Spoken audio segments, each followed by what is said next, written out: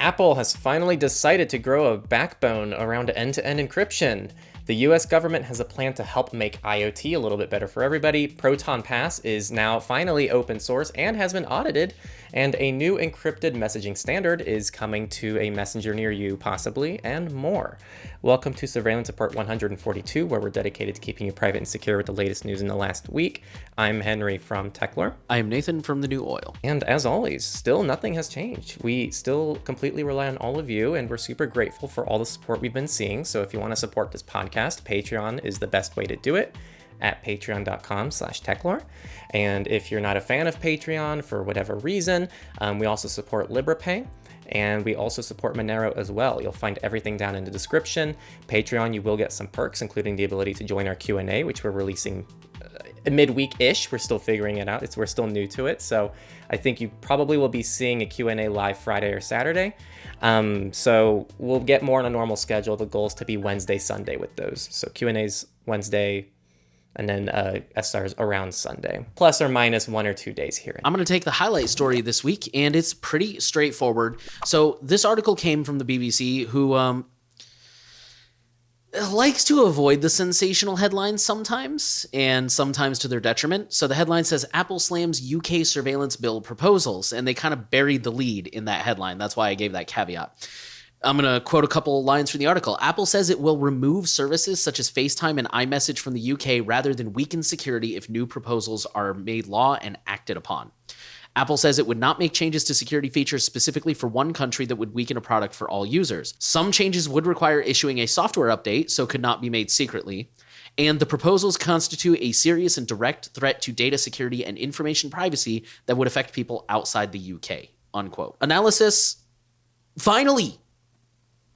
Congratulations on growing a spine, Apple, one of the biggest and most powerful companies in the world, who for some reason felt like it wasn't a safe bet for them to stand up and do the right thing.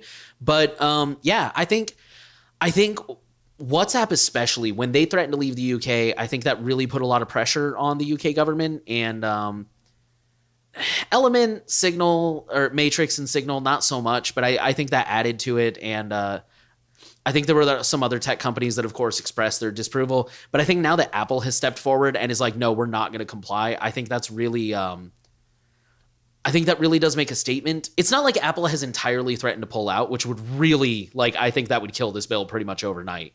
As much as I hate to give Apple that much credit, I think it would. I know with iMessage, a lot of people don't really understand the security behind it. It's more of for those who actually care. I know some people don't care. For them, it's the same as text message, whatever. FaceTime especially, and a little bit iMessage, will piss off the users if it goes away. So it's not quite the same as Apple actually pulling out. But I do still think this is going to put a significant amount of pressure on the government. And I think I wouldn't be surprised if we don't see this pass now. I was kind of uncertain before, but I think this is going to be a good move. Okay, Kat is joining me for this one. Data breaches section. Jump Cloud has disclosed a breach by a state-backed APT hacking group. So this is a result of a spear phishing attack, and while Jump Cloud did not find evidence that its customers were impacted at the time, the company decided to rotate credentials and rebuild compromised infrastructure anyway. On July 5th, they discovered the activity in the commands framework for a small set of customers, and while investigating the attack, they analyzed logs for signs of malicious activity. And the same day, they force-rotated those admin API keys to protect the organization. Protect organizations, I should say. And kind of on a similar note, this breach actually traced back to North Korean state hackers. It's kind of a separate story that's tied to this one, and they do believe the attack was financially motivated. So definitely an interesting thing. Seems more corporate-oriented, but still something to throw on everyone's radars. Estee Lauder was breached by 2 ransomware gangs. So if you guys didn't know, that's a luxury beauty brand. I'm not even going to try to guess what they make because I don't know and I don't care, but I do know they're a luxury brand. 2 ransomware actors, Alpha, also known as Black Cat, and Clop, have listed the company on their data leak sites as a victim of separate attacks. In a disgruntled message to the company, the Black Cat gang mocked their security measures, saying that they were still present on the network.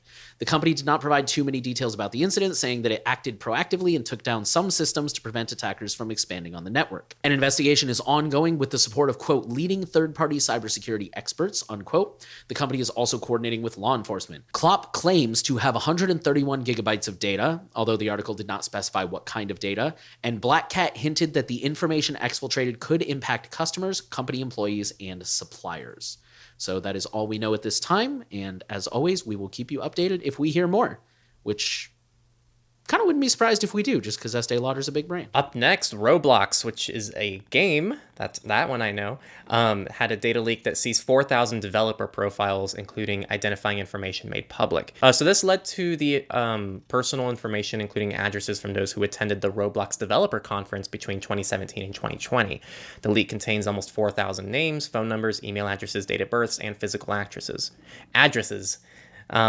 The website Have I Been Pwned says the original breach date was the 18th of December in 2020, with the information becoming available the 18th of July in 2023, with a total of almost those 4,000 accounts. The site notes that as well as the above information, the leak even includes each individual's t-shirt sizes. That is not one I've heard yet. They leaked everyone's t-shirt sizes. VirusTotal apologizes for a data leak affecting 5,600 customers. So VirusTotal has apologized on Friday for leaking the information of over 5,600 customers after an employee mistakenly uploaded a CSV file containing the information to the platform last month. The data leak impacted only premium account customers with the uploaded file containing their names and corporate email addresses. The service's head of product management assured impacted customers that the incident was caused by human error and was not the result of a cyber attack or any vulnerability. Furthermore, the leak was only accessible to VirusTotal partners and cybersecurity analysts with a premium account with the platform. Those using anonymous or free accounts cannot access the premium platform and thus cannot reach the file. It was removed within an hour. It included names and email addresses as stated, but for like government organizations. Big private companies like cybersecurity organizations. So not the worst breach ever, but it definitely presents a little bit of a phishing risk. And I wouldn't be surprised if there's some cyber criminals with some premium VirusTotal accounts for whatever reason. So not great. Your reminder that VirusTotal doesn't have the best privacy policy. So while it could be a good security tool, just be aware if you're uploading any sensitive personal documents to it. Just be wary of that. Up next, OpenAI. Credentials were stolen by thousands for sale on the dark web. The researchers identified more than 200,000 credentials for sale in the form of Stealer logs. Compared to the estimated 100 million active users in January, it does seem insignificant, but it still shows that threat actors do see some value in generative AI tools for malicious activity. A report in June from cybersecurity company Group IB said that the illicit marketplaces on the dark web traded logs from info-stealing malware containing more than those 100,000 GPT accounts. Cyber criminals' interest in these utilities had been piqued to the point that one of them developed a ChatGPT clone named Worm GPT and trained it on malware-focused data. So that's fun. All right, we have another MoveIt data breach. This came from Pension Benefit Information, which is a research service that provides various pension plan management services, including death audits, participant location, and uncashed check services. The company's clients consist of large pension plans, insurance companies, financial institutions, and third-party administrators, according to their website. Among many other entities, including the federal government, state governments, universities, healthcare organizations, and corporations around the world, PBI Research Services was also impacted by the recent MoveIt cyber attack in late May. Outside of the isolated MoveIt transfer service, PBI systems were not impacted by the breach. They have assured their clients that they would provide other data transfer options if clients felt hesitant about using MoveIt software. In its notice to individuals, PBI said it was unable to confirm whether your personal information was impacted, but it encouraged potentially impacted individuals to take steps to protect their information. The public notice did not identify the specific data elements that may have been breached. At the end, they just sort of tack on this completely, like, in my opinion, this should be a completely separate article. There was another company called Phoenician Medical Center, and they have an affiliate, Phoenix Neurological and Pain Institute and the Laser Surgery Center in Arizona. They also suffered a data breach that impacted 162,500 individuals. The article didn't really give any details on what was impacted, but as far as I can tell, those two stories are not related, but for some reason they were technically in the same article. Super weird. Also, I forgot to mention, this one came from a reader. Thank you for sending that to us. Appreciate it. I think I hear your cat purring. Yes. It's okay. Okay, so this last one, this is going to finish out the data breaches section, and it's more of a leak slash whatever this is. But Amazon told drivers not to worry about in-van surveillance cameras now that the footage is leaking online. They wrote about the biometric consent form that drivers had to sign that allowed them to be monitored while on the job. They insisted that the program was about safety only. That's it. And that workers shouldn't be worried about their privacy. That'd be crazy. Why do you care? They said to their employees, don't believe the self-interested critics who claim these cameras are intended for anything other than safety. As if there's anything in it for the critics. This video and the rash of others have been recently become public, shows that access to the camera feeds is actually being abused. Wow. It's not always clear who is posting the video or how they got access. It's not clear why there has been a sudden spate of videos being posted online. One current Amazon delivery driver said that the drivers themselves did not have access to the videos. Only Amazon Netra Divine, which is their camera provider, and the relevant DSPs did. They had not heard about any changes regarding that access policy. So of course, just no one knows what's going on. And why should they know? It's only for safety.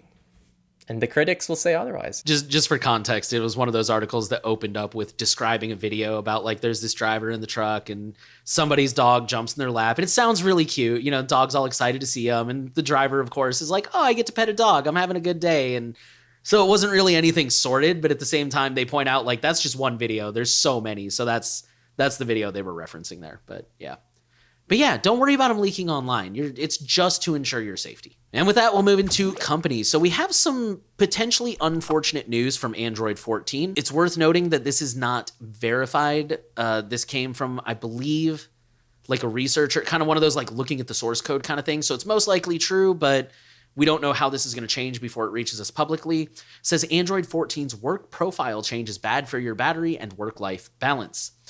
Quoting the article, Android 14 now pauses apps present in the work profile instead of completely turning off the work profile whenever you switch to your personal profile. In previous versions of Android, the work profile would be turned off, meaning that all apps stop running and can no longer receive notifications and data in the background. With Android 14, these apps are now actually paused instead of being killed. Think of it as your work apps entering a do not disturb state where the notifications are still generated but not presented to you until you log back in. That means your work apps will continue running in the background of your phone even when you are not actively logged into your work profile. Further, work apps will be immediately available when unpaused without additional syncing time. Since the profiles are never truly turned off, update policies will also continue to apply. Cross-profile contacts will also be identified, so you will be able to identify your organization contacts even when you are not in the work profile. These changes will have a net effect of making you a bit more available during your off time, making work-life balance a tad more difficult. It also does not sound great for your phone's battery, although there's room for further testing on this end. Up next, Google starts the GA rollout of its Privacy Sandbox APIs to all Chrome users. So if we've covered this in the past, it's pretty much their attempt to track people a little bit differently, pretty much through the browser directly. First-party tracking via Google, and then they pretty much do the tracking from there. It's a replacement for tracking cookies in the online advertising industry, and today, right on schedule and in time for the launch of Chrome 115, in the stable release channel, they have announced that it will now start enabling the new API in its browsers. This will be a gradual rollout with Google aiming for 99% availability by mid-August, so very soon. At this point, Google doesn't expect to make any major changes to the API. This includes virtually all of the core Privacy Sandbox features, including topics, protected audience, attribution reporting, private aggregation, shared storage, and fenced frames. It's worth noting that for the time being, Privacy Sandbox will run in parallel with third-party cookies in the browser, so now you just get both forms of tracking. Isn't that great? It won't be until early 2024 that Google will deprecate third-party cookies for 1% of Chrome users. So you're going to have just both on Chrome for indefinitely, most likely. Google will also now start rolling out its user interface to allow them to manage Privacy Sandbox data in the browser, including ad topics, site-suggested ads, and ad measurement data. Whether or not you think this is the future, I think it's pretty safe to say. This is very early on, and most people are just very skeptical of this whole idea. So if you want to be on the safe side of things, just don't use Chrome. And pro tip, if you just use something that takes care of cookies out of the box, like Firefox or Brave or several other browsers that both of us recommend, you don't have to really pick and choose between either poison. Just something to think about. Okay, our next story is pretty quick. It comes from Apple. It says Apple Pay launches in Morocco. I'm going to pull my mic back a little bit because my cat is in my lap. Quoting the article, CIH Bank is launching Apple Pay in the country as of Tuesday, according to the bank's Twitter account. It's not clear if other banks in Morocco will be coming on board with the support for Apple's digital payment method, but it's likely. The support means that CIH Bank's customers will be able to add their MasterCard credit cards and bank cards to the wallet app by tapping the plus button at the top right of the corner. Apple has yet to update its regional website to officially confirm the launch, although, as the article noted, the bank has confirmed it, so I'd be pretty surprised if, it's not. Mostly sharing this because, guys, there's not a lot of good privacy preserving options out there for other countries when it comes to payment. And by other countries, I mean pretty much outside the US. And even in the US, we pretty much just have privacy.com. A lot of people criticize me for this stance, but honestly, if we want to stop people to stop using Apple Pay, we need to give other countries more options. So I'm not a developer. I'm sorry. I wish I was, but maybe we need to be looking into how we can help solve this. Up next, Amazon's palm scanning payment system is coming to all Whole Foods stores by the end of the year. Yay. Yay. So, yeah, it's so exciting. Everyone was asking for this. So this is called Amazon One, and it will roll out to all 500 plus Whole Food locations, all of them by the end of 2023. Amazon first introduced the contactless Amazon One payment system in 2020, but its expansion by the end of 2023 will be its largest to date. To date, Amazon One has reached more than 3 million uses, they say, which presumably means transactions per year since its debut. To put that into context, they say that there were 39.6 billion credit card transactions. It's like a rice in a pool type of. I was gonna say that's why I said you're gonna love this article, because everyone was clearly asking for this. Right. And the article goes on to defend this, like how new technologies take time to gain widespread adoption and blah, blah, blah. But I guess we'll see how true this really is. Maybe this is the future. Who knows? But I don't know. I guess we'll see. I wouldn't suggest people do this if they have the option not to, which you do. Okay, and this is a story that I caught last minute here. It says California insurance company drops customer after quote-unquote drone took aerial images of yard. At first, the homeowner was told that he'd lost his insurance because drone photos taken over his property showed hazards in his yard, but the company refused to show him the pictures.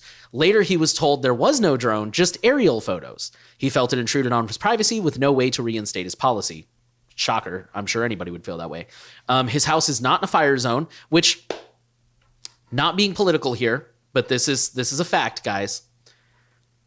Whether you believe it or not, the perception of climate change, now I'm not even going to be political or like diplomatic about it. Climate change has gotten so bad that a lot of insurance companies in areas that are prone to wildfires like California and Australia are just straight up not issuing insurance anymore.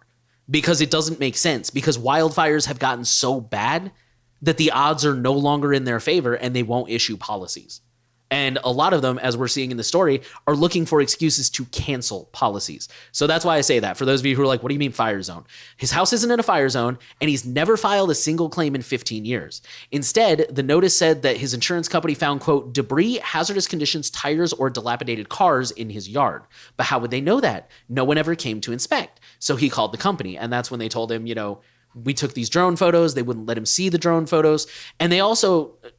I mean, this isn't really privacy related, but they didn't even give him like a chance. They didn't say like, hey, you've got to clean your yard or we're going to cancel your policy. They're just like, nope, you're canceled. We're done. Sucks to suck. And he did, it's not really privacy related, but for the record, he did say like, I do have some cars in my yard because I'm like a mechanic guy. I like to fix my cars up, but they're obviously like, if you took more than one photo, like one on one day, one on another day or whatever, you would see that clearly like I'm moving stuff around. I'm working on the car. It's not just like, I dumped a Chevy on the front yard and never touched it again. The insurance company later told him that it did not use a drone, and the company, quote, the company does not perform surveillance on insured properties using drones, unquote. In a letter, it said that it may review, quote, proprietary aerial imagery to assess risk. The company told sister ABC station KGO that the images may be captured by fixed-wing airplane or satellite.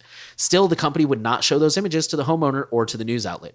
The company also said in their reply, quote, while you may have had your insurance with the company for many years, paid your premiums, and not filed claims, those factors are not considerations when evaluating property risk, unquote. So again, sucks to suck. Thanks for your loyalty. Screw you. And then they end on this note. As for the legality of taking drone pictures over a house, California state law only forbids that if you're specifically doing so as a sort of peeping Tom. I think that story speaks for itself. That's all I got. Okay, there is actually no research this week, so we're going to dive right into the politics, and we're going to go into this story from the US government, who has launched the Cyber Trust Mark, its long-awaited IoT security labeling program. We've talked about this in the past, I think when it was being introduced and kind of loosely talked about, and it's launching it. So yay.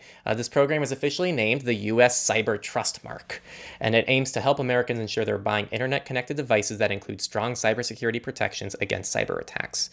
The criterion, which was established by the National Institute of Standards and Technology, which a lot of you probably know as NIST, will require, for example, that devices require unique and strong default passwords, protect both stored and transmitted data, offer regular security updates, and ship with incident detection capabilities. The full list of standards is still unfolding and not finalized yet, and the White House has said that NIST will immediately start work on defining cybersecurity standards for those higher risk consumer grade routers, devices that attackers frequently target to steal passwords and create botnets that can be used to launch DDoS attacks. The work will be completed by the end of 2023 with the aim that the initiative will cover these devices when it launches in 2024. In a call with reporters, the White House confirmed that this will include a QR code that will link to a national registry of certified devices that provide up-to-date security information, such as software updating policies, data encryption standards, and vulnerability remediation. U.S. retailers will also be encouraged to prioritize labeled products when placing them in stores and online, and a number have already signed up to the initiative, including Amazon and Best Buy. Other big-name tech firms that already agreed to the voluntary labeling initiative, including Cisco, Google, LG, Qualcomm, and Samsung. On my end, I think this is good. I think that, I'll get to what I don't think is good, but I think this is overall good. It would be awesome to see, and again, this isn't controlling companies, this is just setting a bare minimum in place so that companies have security updates, better default passwords, things that they should just be doing in the first place. So I think this is overall good. I think everyone's basic security just went up a little bit with IoT devices. With that said, IoT devices inherently, I would argue, are just overall still, we haven't seen the evidence yet that they're still secure yet, or more secure than some of the other devices you can buy on the market. And the most important thing I want to outline is this is strictly security oriented. None of this seems to be privacy oriented. Just because Amazon gives you good security patches and they try to keep things as secure as possible doesn't mean they can't collect everything that's going on, and lots of other privacy concerns regarding a lot of these IoT devices. So that's what I would say to this. I think that's a good thought. I agree with you. I think overall this is a really good thing. I just want to point out, I know a lot of people, especially once we start seeing the criteria roll out, I guarantee you so many people are going to be like, well, this doesn't go far enough. And you're probably right for the record. But right now, there is no standard. There is no floor. So, I mean, at this point, anything is a positive move in the right direction. And hopefully over time, because so they're basing, they base this program on the whole Energy Star thing. And that's the idea is, I'll admit, I do this too. And Energy Star is probably flawed. I'm well aware of that. But when I go to buy something and I see the little Energy Star logo on it, I'm like, okay. And it gives you a snapshot of like, how much money will this thing save you over the year? And it helps me. I know it's not the end all be all, but it helps in that decision making. And that's the idea is when people go in to buy a router and they see two routers sitting there, and believe it or not, this is normal. A lot of people feel this that aren't tech savvy. They see two routers sitting there and they're like, how do I know which one I need? I guess I'll go with the cheaper one. But now when they see this little mark that says, hey, this has a cyber trust mark, this one's meets certain criteria, they'll be like, I'll spring an extra $5 or $10 for that one, and they'll grab that instead, which will put them off on better footing. And yeah, just what you said about like government not forcing people, this is like exactly what the free market people want. It's not the government saying, hey, you have to do this. It's the government saying, you don't have to do this, but we're going to incentivize you probably with like tax breaks and things like that. We actually have a couple of good stories in the politics section. We're lulling you into a false sense of security, to be honest. But our next good story says the government has banned European spyware vendors Intelexa and Citrox. The U.S. government has banned European commercial spyware manufacturers Intelexa and Citrox, citing risks to U.S. national security and foreign policy interests. According to the State Department, the deployment of these surveillance tools on a worldwide scale aim to intimidate political adversaries, suppress dissent, restrict freedom of speech, and keep track of journalists and activists' activity, thereby sustaining a climate of repression and human rights violations. Yeah, I mean, that was kind of the relevant thing. Is it hypocritical? Yeah, sure. Are there probably selfish motives there? Yeah, sure. But it's something. Up next, legislation preventing data broker sales to government agencies is moving forward. The reintroduction of the Fourth Amendment is Not for Sale Act coincides with a defense spending amendment to limit Department of Defense purchases of data from data brokers, which is what This is called the Davidson-Jacobs Amendment, which was adopted by the House last week. The pair of bills demonstrates a growing bipartisan consensus that law enforcement access to data brokers needs to be reined in. There really weren't a lot more details about the bills themselves, but it's cool to see this have, surprisingly, bipartisan support. So maybe we'll see this go somewhere. I guess for context, for people who don't know, a lot of law enforcement, they're not allowed to collect a lot of people's personal data without a warrant and other kind of oversight. So they just buy the data from other people who collected it anyway. So they're trying to reel this in. Okay, our next story says Senate bill. We have a lot of American stories this week. I apologize. The Senate bill crafted with the DEA, which is the Drug Enforcement Agency, targets end-to-end encryption, requires online companies to report drug activity. The bipartisan Cooper-Davis Act, named for a Kansas teenager who died after unknowingly taking a fentanyl-laced pill he bought on Snapchat, requires social media companies and other web communication providers to give the DEA users names and other information when the companies have actual knowledge that illicit drugs are being distributed on their platforms. Many privacy advocates caution that if passed in its current form, the bill could be a death blow to end-to-end encryption services because it includes particularly controversial language holding companies accountable for conduct they don't report if they, quote, deliberately blind themselves to the violations. So this is a quote from, I didn't put it in the notes, but it's one of the civil rights organizations, civil liberties organizations that they interviewed. They could maintain end-to-end encryption and risk liability that they had willfully blinded themselves to illegal content on their service and face the music later, or they could opt to remove end-to-end encryption and subject all of their users who used to be protected by one of the best cybersecurity tools available to new threats and new privacy violations. That Bank of America and other businesses share innocent American records with FBI, quote, all the time. The confession, which came during a House Judiciary Committee oversight hearing, confirms the testimony of an FBI whistleblower who told congressional investigators earlier this year that Bank of America sent the federal law enforcement agency a huge list of financial records for Americans who used the bank's credit or debit cards in close proximity to Washington, D.C. around the January 6th, 2021 Capitol riot. That's a long sentence. It also confirms the majority of American suspicions that the FBI is being weaponized against the people it's sworn to protect. That George Hill, former FBI supervisory intelligence analyst in the Boston field office, told us that the Bank of America, with no legal process, gave to the FBI gun purchase records with no geographical boundaries for anyone that was a Bank of America customer. Is that true? And then they explained that a number of community partners all the time, including financial institutions, share information with us about possible criminal activity, and my understanding is that that's fully lawful, which he's probably not wrong about. I was going to say, what a matrix dodge. Right. But Hill told investigators that of the customers on his list, Bank of America highlighted at the top of the list who had ever purchased a firearm with a Bank of America card. During the hearing, Ray insisted that Americans' personal firearm transaction records were shared with field offices for information only, and even claimed that data was recalled to avoid even the appearance of any kind of overreach. Massey then disclosed that he was in possession of an email stating that the FBI did give the search queries to Bank of America, which prompted the bank to hand over the data without a search warrant. On my end regarding this, I think the biggest issue, again, I don't inherently have an issue with government agencies trying to hold individuals accountable if they're breaking laws and regulations.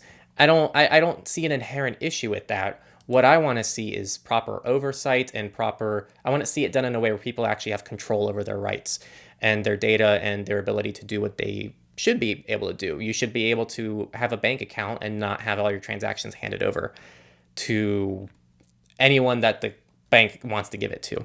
So that's my biggest issue with this. Again, no search warrants, no oversight over this process, and we're relying on whistleblowers to fill us in on what's going on. My second thing I'll outline here, I know we've talked about this in the past, both Nate and I, because we've covered a story where they started adding a new financial code to track gun purchases specifically, and everyone freaked out. And when we dug into it, it turns out there's 1 million of those codes that apply to things that are just as sensitive, if not more sensitive, than in firearms. Things like your medical records, your insurance, your church, religious organizations, political organizations you've donated to. Yeah, I remember that. I was like, bro, what? Right. Yeah. It's like everything. And so this is the same thing they're really attacking the guns on this, and whether or not you're for or against guns, we're looking at things from the privacy angle, and this is not specific to guns. Guns are the core of this debate between these people. But ultimately, from the privacy angle, if we step away from that debate, this is kind of a much broader issue than just firearms, because they're handing over data about probably a lot of other things and a lot of other crimes going on. Just a quick thing to tack onto that. The first part you said about like getting a warrant, It's not hard. Like, to get a warrant from a judge, all you have to do is basically say, like, here's why we think this person is a suspect. That's it. You don't even have to have, like, that's the whole point of the search warrant, is to get the evidence that will hold up in court. So you don't even have to have this high standard of evidence. You just have to, like, not be drooling on yourself, basically. Like, hey, here's why we think this person is a suspect. We want to go search them. Cool. And they'll sign off on it. Okay, this next one's really long, so I'm going to try to condense some of these quotes, although they did really sum it up pretty well.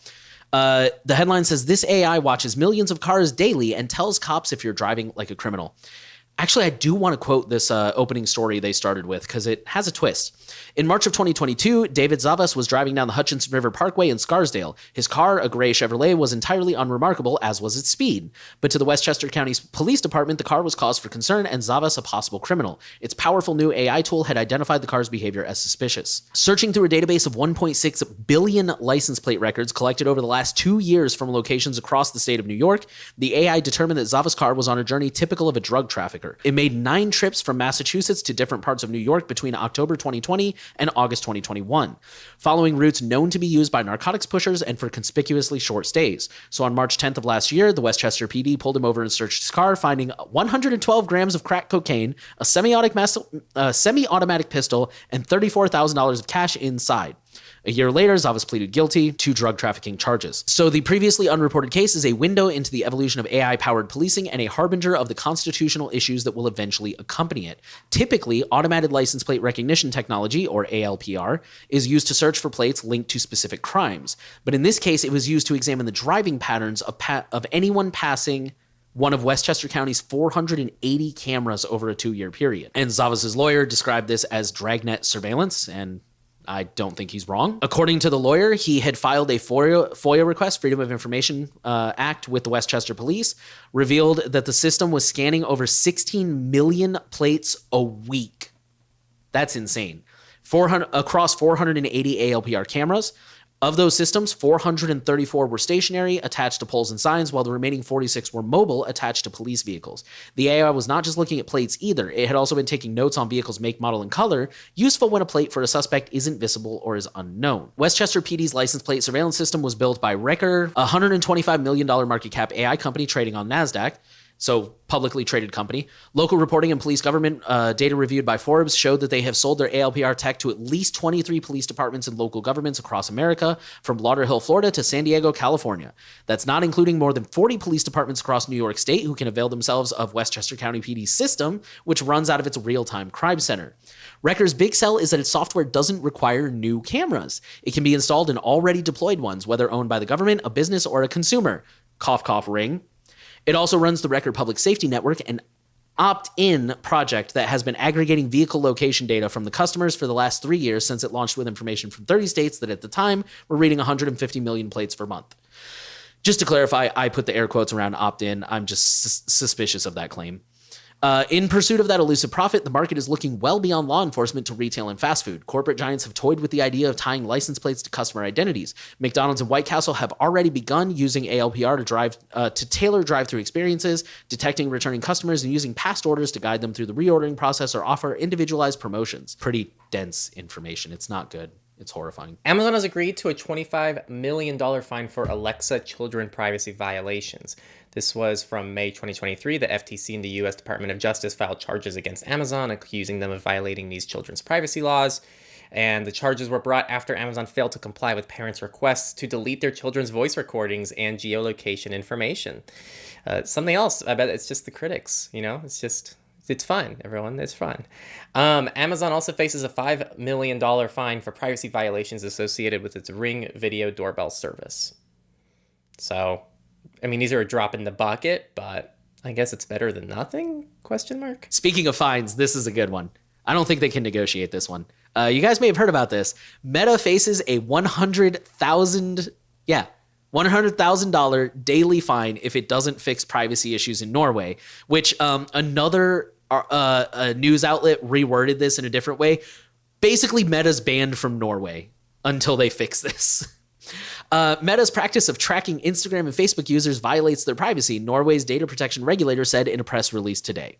If the company doesn't take remedial action, it will be fined 1 million crowns, which is $100,000, per day from August 4th until November 3rd. I'm not sure why that deadline. They said it is so clear that this is illegal that we need to intervene now and immediately. I agree with you. The move follows a European court ruling banning Meta from harvesting user data like location, behavior, and more for advertising. Detalisnet has referred its action to Europe's Data Protection Board, which could widen the fine across Europe. And the article notes that Norway is a member of the European single market, but not technically an EU member. So that's why. Meta told Reuters that it is reviewing the decision and that the decision wouldn't immediately impact its services. So maybe they haven't been banned. Maybe that's what that November 3rd thing is, like comply or get out. But we'll see. And now the FOSS category, free and open source. And we're going to start with Proton Pass, which is Proton's new password manager. And it has now been made open source and it's been audited for security. And so the code underwent the security audit by the German security firm Cure53, which many of you have probably heard of because they audit a lot of things in the privacy and security world. They tested the mobile apps, the browser extensions, and the API. And they had this to say, which was Proton's extensive and thorough security assessment by Cure53 showcased their commitment to maintaining a high level of security with a moderate number of findings and most security vulnerabilities limited in severity. The overall state of severity across Proton's applications and platforms is commendable. So it's nice to have just one little thumbs up on the way that Proton conducted things. And they did fix a couple things as well. Like, for example, they missed a case where an attacker might control a subdomain on a domain where the user has an account and thus trick a user who isn't paying attention into accidentally entering their credentials. So there's little things like that that were caught in this audit. But yeah, all issues were reported. And there was one that was not able to be resolved at the time due to a platform limitation on Android. Because the Android operating system doesn't currently provide the information that would be required to solve the issue. We have some more good news from Proton. Proton Mail now protects you from tracking links. Proton Mail protects you from tracking pixels by default, as many privacy-focused mail clients do. But advertisers have more tools that they can use to track you. After spy pixels, tracking links embedded in an email or newsletter are one of the most common ways companies try to spy on you. These tracking links typically tell an organization which email you read, what you clicked to open the link, and what marketing campaign you engaged with. While not all tracking links are nefarious, they can relay sensitive information that companies can use to personally identify you, profile your behavior, and follow what you do across apps and websites. Starting today, we're happy to introduce tracking link protection on our web app. It removes known tracking parameters from links in your emails and is turned on by default. First off, this is actually, even if you don't like Proton, or even if you aren't a Proton user, I recommend reading this article if you're not familiar with tracking links, because they do have a really good breakdown of exactly how they work and what they look like. So they're really good article just for that alone. That said, to my knowledge, I think they're the only mail provider that does this. I could be wrong. Again, a lot of people block tracking pixels, but as far as I know, they're the first ones who have stepped up and gone with tracking links as well. I think maybe DuckDuckGo does that with their relay. Last but not least, it's worth noting, like they said, the implication here, they didn't flat out say, well, they kind of said it. It only works on the web app. I don't think it's in like the mobile apps yet. I'm assuming. There's no way they'd ever roll out a feature on every client at the same time. That'd be insane. Right. Yeah, no, why would they do that? Anyways, yeah, so just be aware of that if you're using the app. And also, it says it's turned on by default. I would just go ahead and double check your settings just to be certain. Never hurts. Yeah, I'm going to keep this one pretty quick. There's not anything super interesting here. K9 Mail is an email client on Android. And they did an audit with 6 auditors who took a look at it. There were 0 high-risk vulnerabilities, and there were a few low to medium-risk vulnerabilities. The majority of them have already been resolved or are in the process of being addressed. So they're pleased to share this promising conclusion from the OSTIF. Mozilla has an incredible foundation because Mozilla and K9 Mail, but Mozilla, I think, bought out K9 Mail, if I'm not mistaken. Yeah, K9 Mail is basically going to turn into Thunderbird Mobile. Yeah, that's pretty cool, I think. But they pretty much just said good things about them. There's a full report if you want to read it in the article, but I'll save you time. Good stuff on K9 Mail. And our last article, this comes from Matrix, but this is actually bigger than Matrix. The headline says, a giant leap forward for encryption with MLS. And MLS is, I didn't put it in the notes here, but I believe it's message layer security or something like messaging layer security. Quoting the article, Given our commitment to open standards and interoperability, we're delighted to see MLS be ratified by the IETF as RFC 9420. Basically, it's an official web standard, like what else would be a standard? Like HTTP, HTTPS, things like that. MLS is a new encryption standard defined by the IETF, the standards body that maintains much of what makes the internet work. In the same way that transport layer security, or TLS, which is another standard, so I guess I should have just kept reading, defines the way to provide encryption between users and servers or between two different servers, MLS provides a standard way of users of a messaging service to communicate securely without servers being able to eavesdrop on their conversations. MLS provides more opportunities for improving the security of conversations in Matrix and other clients, and offers those building on Matrix more flexibility. MLS is particularly useful for conversations with large numbers of participating users, thanks to algorithmic improvements over the double ratchet most systems use today. It also introduces new security guarantees, such as the ability for group members to cryptographically verify the recipients of a message. We have been working on integrating MLS into Matrix since 2020 to take advantage of its benefits. The biggest task has been developing approaches to enable MLS to operate in decentralized environments such as Matrix, or the IETF's MIMI working group, which I have no idea what that is for the record, for interoperable instant messaging. With other interested parties, we're continuing to develop best practices for MLS that will work without modification in a decentralized environment, which should be available for testing later this year. So I saw the Matrix story first. Henry actually saw this other one. The headline says Google messages to support MLS protocol for interoperable end-to-end encrypted messaging. Basically the same thing. MLS is a standard that is open to anyone who wants to use it. It looks like a lot of people are embracing it, from Google to Matrix. We'll probably see it roll out in other places. We'll probably see 20 new messengers crop up in the next year touting this, because for some reason everybody likes to make messengers. Yeah. But despite my cynicism, from what it sounds like, this sounds like a win. Is it better than double ratchet? I don't know. It sounds like there might be situations where it's better. Truthfully, it's a little bit too technical and goes over my head. I'm not sure, but it sounds like there is definitely a place for this, and it is a welcome thing. Okay, and with that, we'll roll into Misfits. We have just one story here. This comes from Bruce Schneier, and it says tracking down a suspect through cell phone records. So I actually weirdly haven't heard too much about this. Apparently, there was a serial killer active in New York. I could be wrong about the details. I'm sorry. I've only heard this reference like once outside of this article. There was a serial killer who went uncaught for like a decade or maybe even more, and they just recently tracked him down. And here's, according to Schneier, interesting forensics in connection with a serial killer arrest. So here's some notes on how they caught him as it pertains to digital stuff. Investigators went through phone records collected from two areas connected to a burner phone that they had tied to the killings. In court, the prosecutors later said that the burner phone was identified via an email account used to solicit and arrange for sexual activity. The victims had all been Craigslist escorts, according to officials. They then narrowed down records collected by cell towers to thousands, then hundreds, and finally down to only a handful of people who could match a suspect in the killings. From there, authorities focused on people who lived in the area of a cell tower and also matched a physical description given by a witness who had seen the suspected killer. In that narrowed pool, they searched for a connection to a green pickup truck that a witness had seen in the suspect driving around.